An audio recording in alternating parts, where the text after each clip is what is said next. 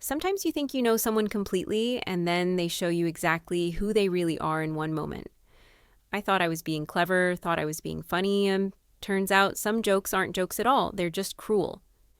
Anyway, make sure to hit that like button if you enjoy my stories, and don't forget to subscribe if you're new here. Mike, look, I need to tell you about what happened with Evan and me because everyone's been asking, and I'm tired of people only hearing his side. We'd been together 3 years living in this decent apartment downtown for the past year. Things were good, or at least I thought they were. Evan's one of those guys who takes everything so seriously, always getting emotional about random stuff, crying at movies, getting all worked up about his little woodworking projects in the storage unit. I mean, the man spent hours down there carving tiny animals into baby furniture like some obsessed craftsman. It was honestly embarrassing how invested he got in that stuff. But that's what made him perfect for what I had planned. See, I'd been plotting this April Fool's prank for weeks. I'm talking serious preparation here. I found this website that sells fake positive pregnancy tests. Yeah, apparently that's a thing. Cost me $30. But it was going to be so worth it for the reaction I'd get. I practiced my nervous pregnant girlfriend act in the mirror, figured out the perfect lighting for recording, even planned out my whole speech about being scared and not knowing what to do. The thing is, Evan and I had talked about kids before. Not like immediate plans, but someday when we were more stable. Financially, when we traveled more. He always got this dreamy look in his eyes when we passed baby stores or saw couples with strollers. It was actually kind of pathetic how badly he wanted to be a dad someday, which is exactly why I knew this prank would be absolutely hilarious. April 1st finally rolled around and I had everything set up perfectly. I positioned my phone on the bookshelf where it could capture everything, made sure the fake test was hidden in my purse, and waited for him to get home from work around 6. Heard his key in the door, I quickly got into character. Hands, shaking eyes, watery, the whole performance. "We need to talk," I said as he walked in, trying to look as nervous as possible. His face immediately shifted to concern, which was perfect. He hates that phrase, always says it never means good news. I watched him sit down on the couch, his whole body tense with worry, and I had to bite my cheek to keep from smiling. I pulled out the pregnancy test with shaking hands. "I'm pregnant." The 2 pink lines were clear as day. These fake tests are incredibly realistic. I stared at his face, watching every emotion play across it. First confusion, then shock, then this overwhelming joy that honestly made me want to laugh right there. His eyes actually started watering. Evan's not usually the crying type, but apparently fake pregnancy announcements really do it for him. Really, his voice cracked like he was 12 years old. I nodded, maintaining my nervous act while internally dying at how gullible he was being. He stood up and pulled me into this huge hug, and that's when he really started crying, full-on sobbing into my shoulder about how we could make this work, how he'd pick up extra shifts, how maybe we could convert the office into a nursery. Between us, watching him plan our entire fake future while I recorded everything was the funniest thing I'd ever seen. He was stammering about baby-proofing the apartment and researching cribs, getting more worked up by the second. I could barely contain myself. The whole thing was going exactly as planned. That's when I couldn't hold it in anymore. I started laughing, not like a nervous giggle, but full-on cracking up. He pulled back from the hug, looking confused, and I just lost it completely. "Oh my God, your face. You actually believed it?" I was practically dying laughing at this point. I held up my phone to show him I'd been recording. "April Fools. Got you so good. I've been planning this for weeks." The look on his face was priceless, pure confusion mixed with this dawning realization. "You're so gullible," I managed to get out between laughs. "This is definitely going on my story. Everyone's going to love this." But here's the weird part. He didn't laugh at all. He just stood there looking at me like I'd grown a second head. "Come on, it's funny," I said, still giggling. "You were literally crying over a fake pregnancy test. I mean, seriously, who does that? It's not like we were actually trying to have a baby or anything." "Don't be mad," I told him when he still didn't crack a smile. It's just a joke. It's April Fools. Everyone does pranks today." But instead of laughing it off like a normal person, he just walked to our bedroom and closed the door. I stood there for a few minutes, genuinely confused. What was his problem? It was hilarious. I knocked on the bedroom door after giving him some time to get over whatever weird mood he was in. Babe, you're not actually upset, right? It was just a prank. Nothing. Complete silence. Come on, don't be dramatic. It's April Fool's. Everyone does pranks. When he finally came out 20 minutes later, I thought he'd gotten over it. But then he said something that made no sense at all. The anniversary trip I was planning, the surprise vacation, that was a prank too. I laughed, thinking he was finally getting into the spirit of things. What are you talking about? Yeah, I was going to take you to a mountain cabin for 2 weeks, all expenses paid, but I canceled it just now. April Fools. He actually showed me his phone with some cancellation email. I stopped laughing real quick. You're joking. But his face told me he wasn't. That's not the same thing. That's not even close to the same thing. Isn't it? He said in this calm voice that honestly made me want to shake him. You faked something important. I canceled something real. We're even. I couldn't believe what I was hearing. No, I was just playing around. It was a harmless joke. You actually ruined our trip. This was completely different from what I did. I was being fun and spontaneous. He was just being vindictive. And you made me think we were having a kid, made me cry, recorded it for internet points. The way he said it, like I was some kind of terrible person, honestly pissed me off. You're such a baby, I snapped. It was funny. Not everything has to be so serious all the time. But he just looked at me with this disappointed expression that made my skin crawl. You're seriously not taking me on vacation because of a harmless prank? I asked, hoping he'd come to his senses. Correct. That's when I lost it. I stormed into the bedroom and slammed the door so hard a picture fell off the wall. He could eat his canceled vacation for all I cared. I wasn't going to apologize for having a sense of humor. The next few days were tense as hell. I tried everything to make him understand how unreasonable he was being. It was just a joke. I explained multiple times. Everyone plays pranks on April Fools. You're punishing me for having a sense of humor. I pointed out that I was going to tell him it was fake. He just reacted so fast that I didn't get the chance. You're being emotionally manipulative by taking away the trip? I told him, which was completely true. I called Stella on speaker so he could hear how ridiculous this whole situation was. He's being so petty, I explained to her. I played a tiny joke, and now he canceled our anniversary trip. Can you believe him? But instead of immediately taking my side like she should have, Stella got all weird about it. Wait, he canceled the trip because of a pregnancy prank. Yes, I mean it was a little much, but come on. It's April Fool's. There was this long pause. I mean, that's kind of a heavy topic to joke about. I couldn't believe what I was hearing. Whose side are you on? I'm just saying pregnancy stuff is sensitive. You know how much he wants kids someday. You know what, forget it. I hung up on her. If she couldn't see how Evan was overreacting, then I didn't need her opinion anyway.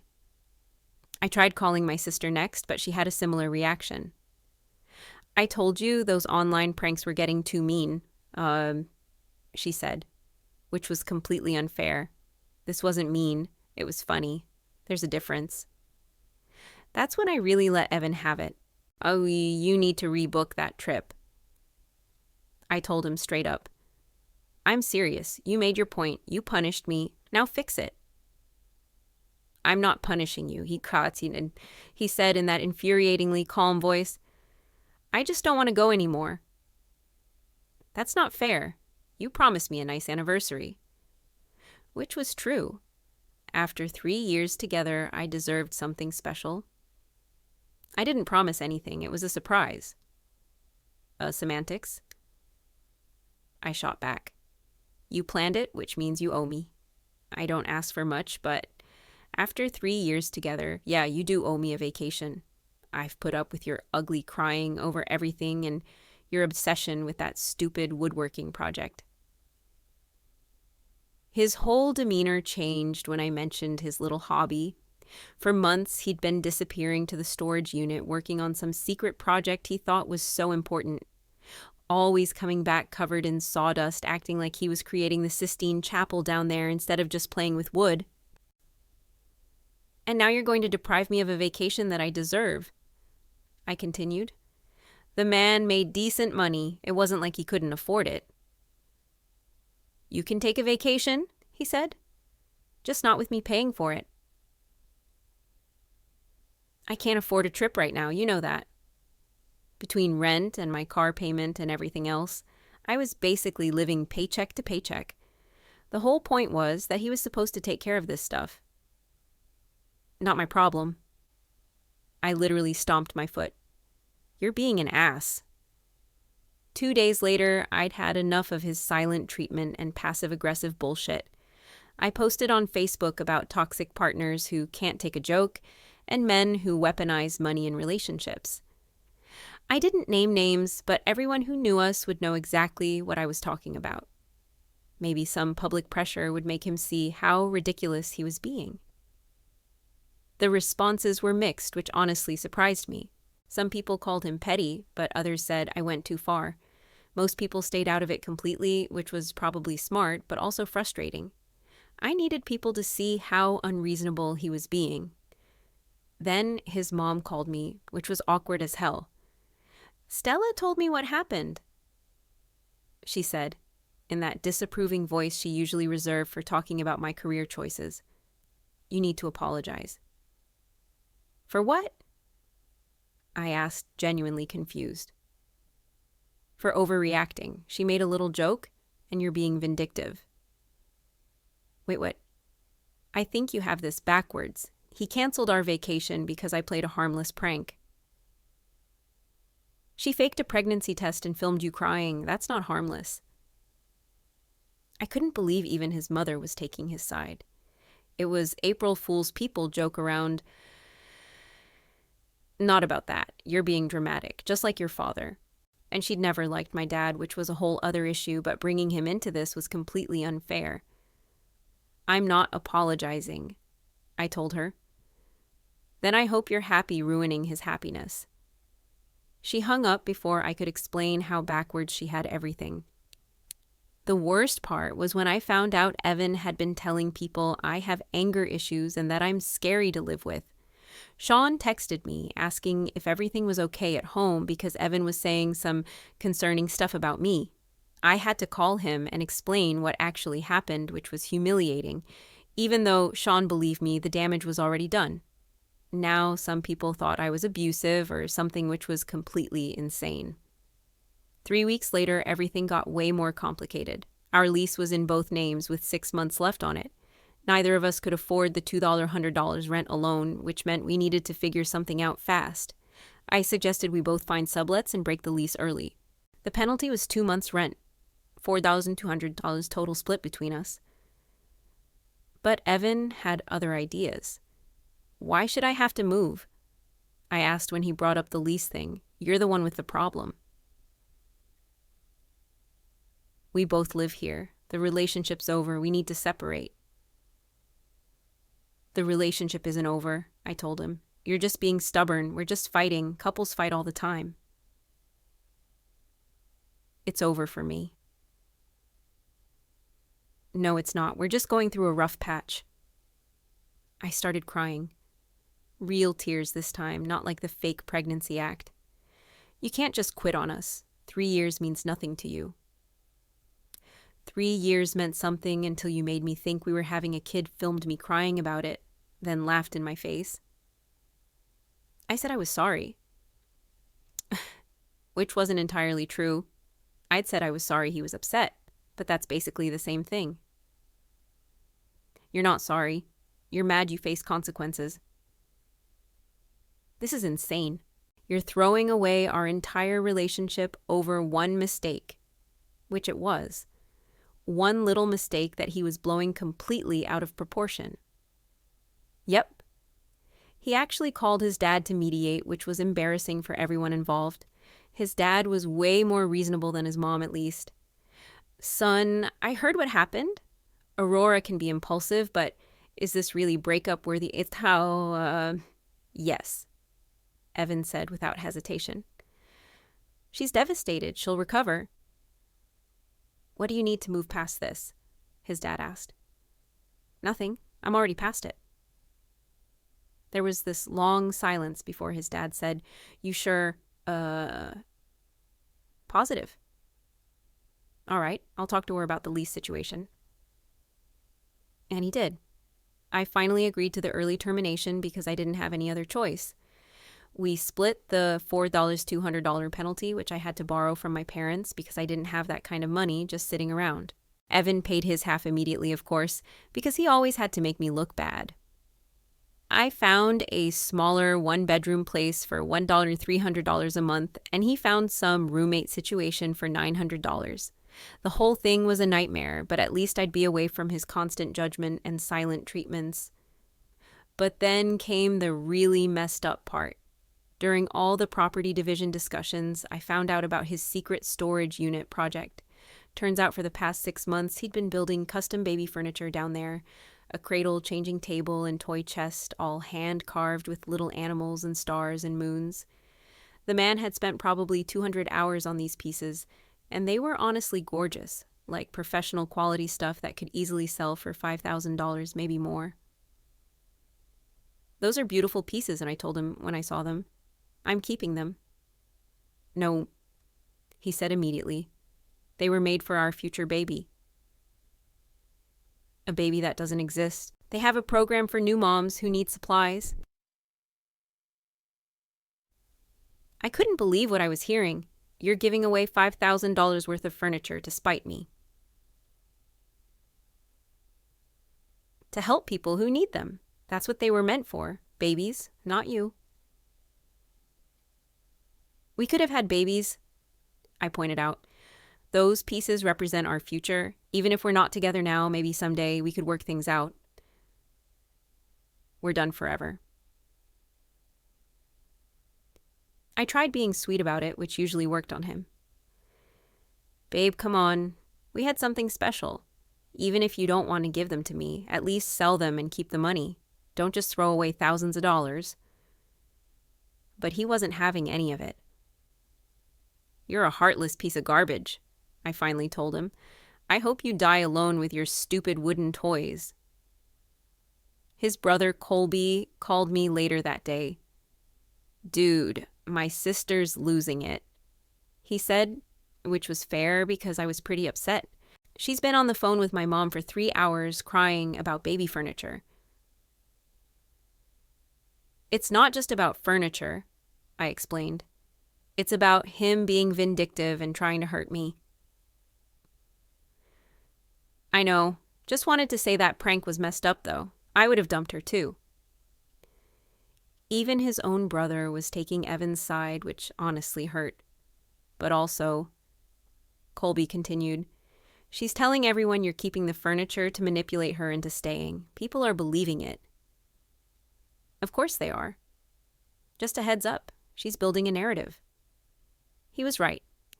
I kept posting on social media about narcissistic exes who use sentimental items as weapons. I even posted a photo of one of the furniture pieces that Evan had showed me months ago with a caption about how my ex was refusing to give me furniture that was meant for our family. The comments were split between people supporting me and people calling me out for the pregnancy prank, which had apparently spread around our entire social circle. The final straw was when I tried to get the furniture written into our lease termination agreement. My dad helped me add a clause that said, I retained all custom furniture currently stored in the unit, but Evan crossed it out and wrote his own version about keeping furniture made with his personal tools and materials, then attached receipts for every single piece of wood and tool he'd bought. My dad called him to try to work something out. Son, is the furniture really worth fighting over? Yes. She's attached to those pieces. She should have thought about that before the prank. That prank was weeks ago, and you're still holding on to anger. I'm not angry. I'm done. There's a difference. My dad tried offering to buy the furniture at fair market value, but Evan refused. Name your price, Dad said. I'm donating them. Already contacted the shelter. They're picking them up next week. You're giving away $8,000 in furniture? Yep. That's spite, pure spite. Call it what you want. They're going to people who need them. 4 weeks later, I moved into my new place. It was smaller and quieter, but at least it was mine. The furniture donation happened 2 weeks after that, and I only found out because the shelter posted about it on social media. They tagged Evan in this thank you post with photos of the pieces in their nursery setup, talking about how these beautiful pieces would help new families.